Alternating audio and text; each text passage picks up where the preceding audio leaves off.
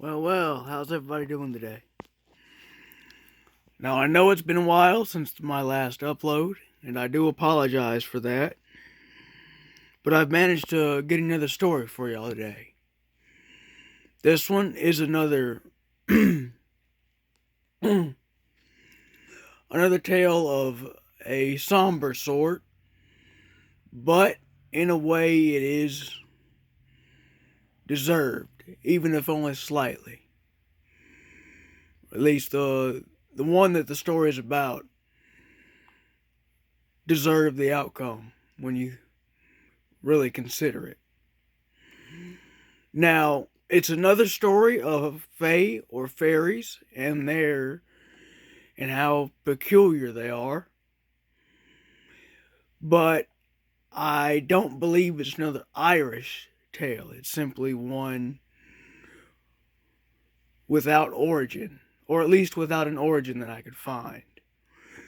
But I was able to look into the story and find a spot that fits it. Now, that spot is a small village off in the distance with a circle of standing stones nearby. Now, as this story goes, there was a lady in a small village who married a good man, an honest man. And soon they decided that they wanted a child. Well, try as they might, no child was born. So they began to get desperate. Now, there's a problem with desperation. With desperation, you get irrational. You start willing to go any distance, spend any fortune, seek out any cure, or even cling to any chance of hope. So, they started asking around the village, around the surrounding areas, and anyone who visited their village. And they kept hearing a rumor, one that they thought up until that point was simply to keep the children in the village where it was safe. But in their delusions and in their desperation, they saw a slight chance of hope in these rumors. Now, these rumors said that within a day's journey of the village, there was an area of standing stones with a small creek flowing through it. And it was said that this area was a gateway to a land of magic, a land of fairies, of fae, whichever you choose to call them. And it was said that they could solve any problem, cure any disease or illness, or offer advice on any predicament if they were given the right incentive. Now, they were told many times to be very careful if they chose to deal with those fae.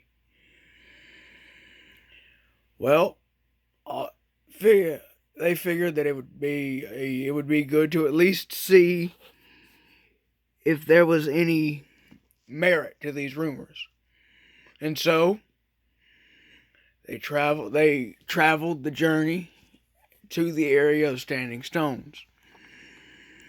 And they had heard tell of a queen of the fairies. And so the man and his wife talked amongst themselves. And they decided that what better way to get a queen of fairies to agree to a predicament such as theirs than to have a young woman who hoped to be a mother speak with the queen. So The young woman crossed through the gateway into the land of fairies. Now, it's said that she bargained all throughout the night. And it's said that in the morning, the queen sent her home with a young son, cradled by her side. Now, unfortunately, I don't know what was offered or what finally got the queen to agree. I'm afraid either those details were lost to time, or the involved parties chose to keep that part a secret. Now, either way, the way I see it, it's best not to seek out knowledge that there's a chance that it shouldn't be obtained. Now, the young woman and her husband, they finally made it home, and as you can imagine, they were overjoyed because they finally had a son to call their own. But soon they noticed something about this child. See, time passed. A year, 5 years, 10 years even. And they noticed that the young child had not aged a day. Had never grown past infancy. So they felt betrayed, as you would imagine. Now they made the journey back to the elves, back to the Standing Stones. And they sought an audience to find out why the elves had betrayed them. But try as they might, the only answer they could get from these elves was that their word had been kept. All that the woman had asked for was a child, a son, one to care for and raise. And so, that's all they got. A child, a young son to care for and to raise.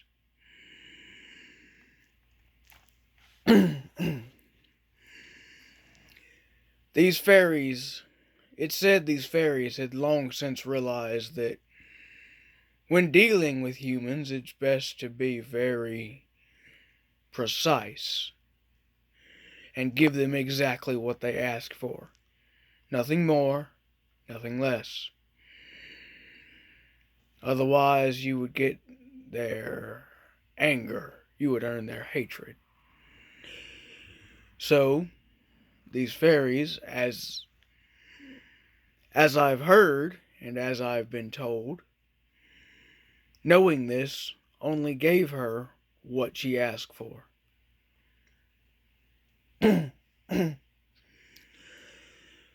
Well, what choice did they have besides returning home and continuing to care for that child? Now, some stories say, some versions rather, some versions say that this woman cared for that child for 50 years. Some say she still does.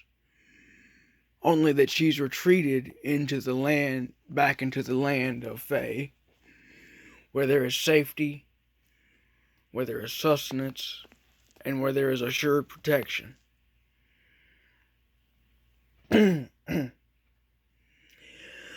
Now, for those of you who are worried about the woman and her son, fear not, for it's said that they live in rather comfortable accommodations. But there is something you can learn from this story. And that is that when you deal with the Fae, or fairies of any kind, And sometimes, even when you make dealings with humans, with other humans, it's best to be very careful, be very cautious. Word your requests carefully. Be sure that there are no loopholes of any size, that there are no misinformations, no miscommunication. For if there are any loopholes or if there is any miscommunication, then fairies or even humans will try their best to exploit these things to their end. Now, obviously, not all creatures of mythology or not all humans will do that, but some will.